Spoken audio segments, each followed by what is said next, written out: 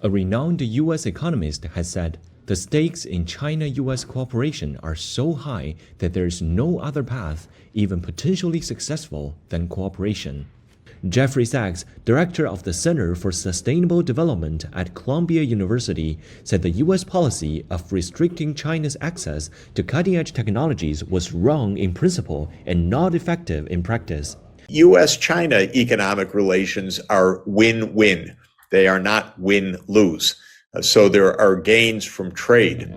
I think the United States has tried to limit China's growth by restricting China's access to the most cutting-edge microchips and other digital technologies. But clearly it's not working according to plan because China has accelerated its own development of these advanced chips.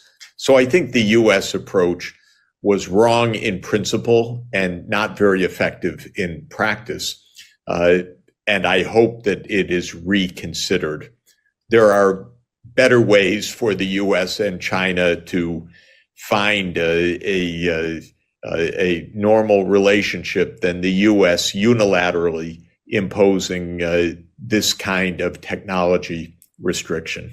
The truth is, our stakes in cooperation are so high that there is no other path, even potentially successful, other than the path of cooperation.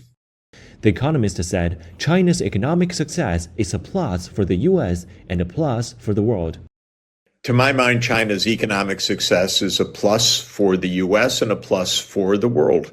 A prosperous China means more technologies, more trade, more opportunities, not to mention the betterment of lives of 1.4 billion Chinese people, which is a plus in and of itself. The idea of mutual respect, cooperation, dialogue, and joint problem solving is really wise and of paramount importance.